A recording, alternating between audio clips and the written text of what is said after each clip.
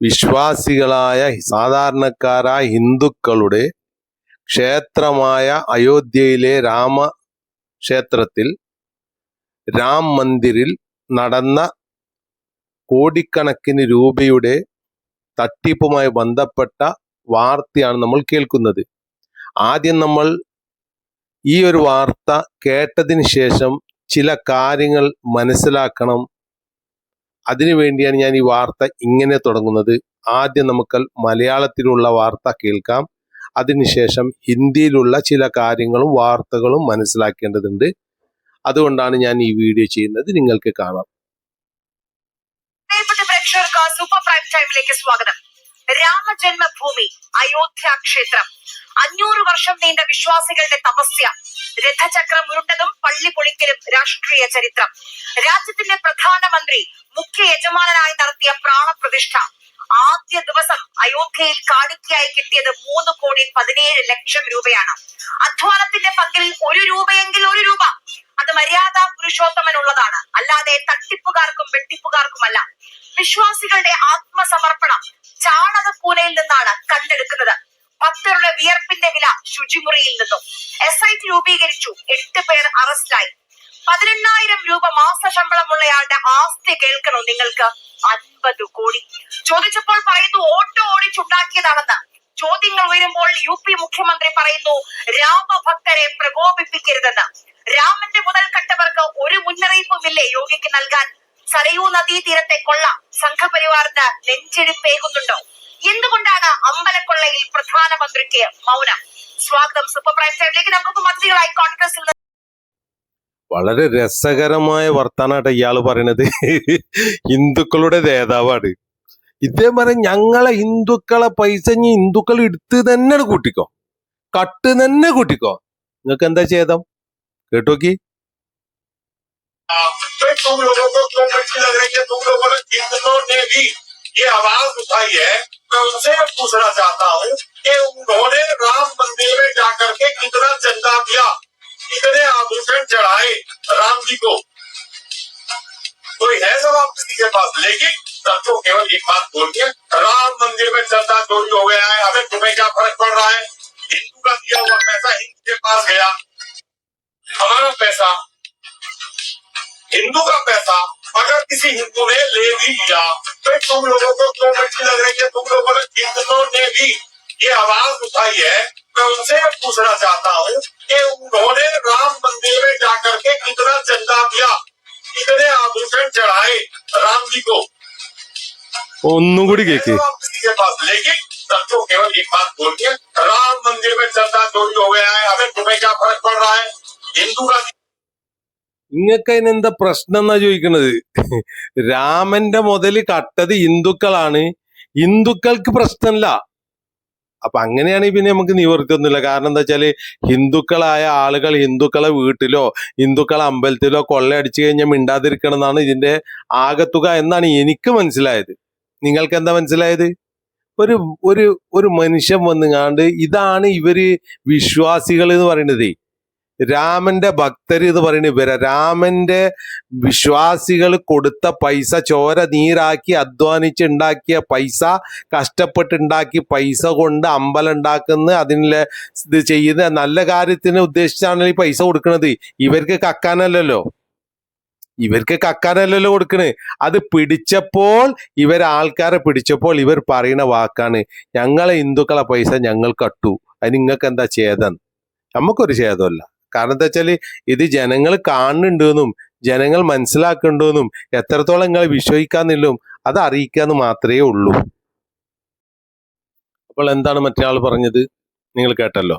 ഒരു VHPന്റെ വലിയ നേതാവാണ് ഇദ്ദേഹം. പറയാണ് ഹിന്ദുക്കളുടെ മുതൽ ഹിന്ദുക്കൾ കട്ടു, അത് നിങ്ങൾക്ക് എന്താ ഛേദം? മുസ്ലിങ്ങളെ സംബന്ധിച്ചിടത്തോളം ക്രിസ്ത്യാനികളെ സംബന്ധിച്ചിടത്തോളം ഒരു ഛേദവുമില്ല. എന്തുകൊണ്ടില്ല? അത് മുസ്ലിമിനേറ്റോ ക്രിസ്ത്യാനിയേറ്റോ ബന്ധപ്പെട്ടതല്ല. എന്നാൽ ഹിന്ദുക്കളായ ഇന്ത്യയിലുള്ള ധാരാളം ലക്ഷക്കണക്കിന് കോടിക്കണക്കിന് വരുന്ന ഹിന്ദുക്കള് അവരുടെ ചോര നീരാക്കിയ പൈസ കൊടുത്തൊക്കെയാണ് ഈ ഒരു ദൈവത്തിന് വേണ്ടിയിട്ട്, ഈ ദൈവത്തിന്റെ അമ്പലത്തിന് വേണ്ടിയിട്ട്, ഈ ദൈവത്തിന് ആരാധിക്കുന്ന ഭക്തജനങ്ങളാണ് കൊടുത്തത്. അവരുടെ വിശ്വാസത്തെ 1 കോടി റുപ്യൊക്കെ കൊടുത്ത ആളുകളുണ്ട്. ഞാൻ അവരെ വീഡിയോ ചെയ്തിട്ടുണ്ട്, നിങ്ങൾ വേണമെങ്കിൽ കാണാം. 1 കോടി റുപ്യ ഭൂമി വിറ്റിട്ട് 1 കോടി റുപ്യ ദാനം ചെയ്തേക്കുക രാമന് വേണ്ടിയിട്ട്. നിങ്ങൾ ആലോചിച്ച് നോക്കൂ ആ ദൈവ വിശ്വാസം എത്രയാണെന്നില്ലേ. എന്നിട്ട് അതൊന്നും കാണാതെ അത് കൊള്ളയടിച്ച് കൊണ്ടുപോയ ഇവർ ചോദിക്കാണ് ഞങ്ങളെ ഹിന്ദുക്കളെ മുതൽ ഞങ്ങൾ കൊണ്ടുപോയിക്കൊക്കെ എന്താ ചെയ്തത്. നിങ്ങൾ ആലോചിച്ച് നോക്കൂ. ഈ കൊടുത്ത ആൾക്കാരൊക്കെ ചോദിക്കാണ് ഞങ്ങളെ മുതലെവിടെ, ഞങ്ങളെ റെസിപ്റ്റ് എവിടെ, ഞങ്ങളിതെവിടെ. കിട്ടല്ല. എന്നിട്ടോ ഇതൊന്നും ഞാൻ വിചാരിച്ചു, ഇവളൊരു വീഡിയോ ഇപ്പൊ കണ്ടപ്പോ ഞാൻ വിചാരിച്ചില്ല ഈ ചേച്ചി, ഞാൻ ഇവര് കളിയാക്കണം അതിനൊന്നും കളിയാക്കൂലോട്ടെ. ഞാൻ വിചാരിച്ചു ഈ ചേച്ചി ഇപ്പൊ യുപിത്തെ കാര്യം ഇങ്ങനെ പറഞ്ഞു തുടങ്ങിയപ്പോ ഇല്ലല്ല യുപിയിൽ നടന്നത് ശരിയല്ല, ഹിന്ദുക്കൾ തന്നെ പറ്റിച്ചു എന്നൊക്കെ പറയുമെന്ന് ഞാൻ വിചാരിച്ച്. അപ്പൊ ഇത് ആ യുപിയിലേക്ക് നോക്കുന്ന സുഡാപ്പികൾ എന്ന് പറഞ്ഞിട്ട് പിന്നെ മുസ്ലിങ്ങൾക്കാണ് കുറ്റം. ഇവര് ചെയ്തതോ ഇവരെ പാർട്ടി ചെയ്തതോ ഒരു കുറ്റമല്ല, വല്ലാത്ത ജാതി ചിന്തനെയാണ്. നിങ്ങളത് കേട്ടു നോക്കൂ. ഇവിടെ വിഷയം നടക്കുന്നത് രാമജന്മഭൂമി കൊള്ളയടിക്കുകയും അത് പിന്നെ വിശ്വാസത്തിനെ വഞ്ചിക്കുകയും ചെയ്ത ഒരാളുകൾ അവരെ പിടിക്കണം, ഇതിന് ശിക്ഷ കൊടുക്കണം എന്ന് പറയേണ്ട ഇവളും വിശ്വസിക്കുന്നില്ല രാമനിൽ, അല്ലേ?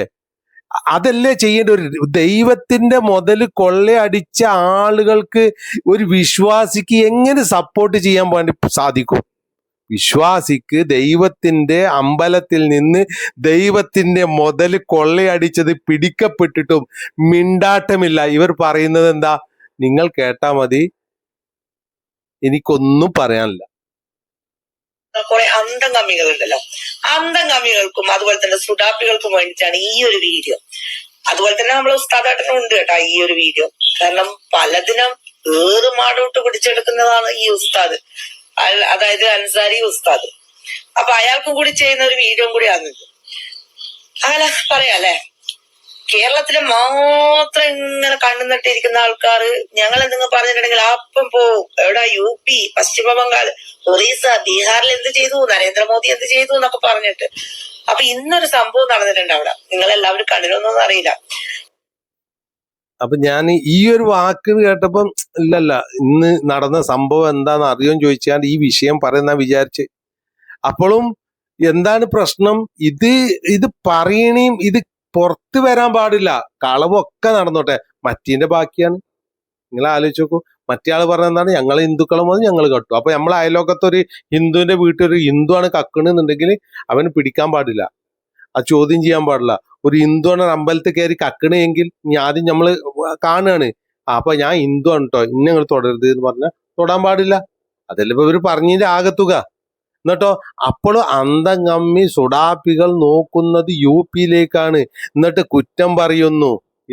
ഇല്ല ചേച്ചിയെ, ഇല്ല, ഞങ്ങൾ ഒരു കുറ്റം പറയുന്നില്ല, നിങ്ങൾ ചെയ്യുന്നത് തന്നെയാണ് ശരി. ഒരു ഹിന്ദു സ്ത്രീനെ, ഗർഭിണീന കുറെ ആൾക്കാർ കൂടി ബലാത്സംഗം ചെയ്തിട്ടുണ്ട്. അതിൽ ഞമ്മന്റെ ആൾക്കാരുണ്ട്. അപ്പൊ അതൊന്നും ഞാൻ പറയാൻ ഉദ്ദേശിക്കുന്നില്ല. ഒരു ഹിന്ദു സ്ത്രീനെ കുറെ ആൾക്കാർ കൂടി ബലാത്സംഗം ചെയ്തിട്ടുണ്ട്. എവിടെ? ആര് പിടിച്ചു? ഒന്നുമില്ല. അതിൽ ഞമ്മന്റെ ആൾക്കാരുണ്ട്. അപ്പൊ മുസ്ലിങ്ങളും അതിലുണ്ട്. മുസ്ലിങ്ങൾ അതിലുണ്ടായിരുന്നെങ്കിൽ ഇവളൊക്കെ ഞരമ്പ് പൊട്ടോളം പറയും. ഏതായിരുന്നാലും ചേച്ചിയെ, നിങ്ങളെ ദൈവത്തിന്റെ മുതല് കട്ടെടുത്ത ആൾക്കാരെ പറ്റി നിങ്ങളെ ഒന്ന് സ്റ്റേജിൽ എവിടെയെങ്കിലും വന്നിട്ട് ഒരു യൂട്യൂബിലെങ്കിലും ഒന്ന് വിട്ടുകൊണ്ട് അത് ചെയ്തത് തെറ്റായി പോയെന്ന് പറയാനുള്ള ഒരു മാനസികാവസ്ഥ ദൈവത്തിന്റെ പേരിൽ ഉണ്ടാകണം എന്ന് ഞാൻ പറയണേ. ഈ വർഗീയത മാറ്റി. ആ വർഗീയത കൊണ്ട് ഇതുവരെ ഒന്നും നേടിയിട്ടില്ലല്ലോ. ഇപ്പൊ കേരളത്തിൽ തന്നെ നിങ്ങളിങ്ങനെ വർഗീയത കൊണ്ട് മാത്രമാണ് നിങ്ങൾ മുന്നേറാത്തതും ജയിക്കാത്തതും. ഇനിയെങ്കിലും മനസ്സിലാക്ക്. അത്ര എനിക്ക് ഈ വീഡിയോയിൽ പറയാനുള്ളൂ. സഹതാപുണ്ട് ചേച്ചിയെ.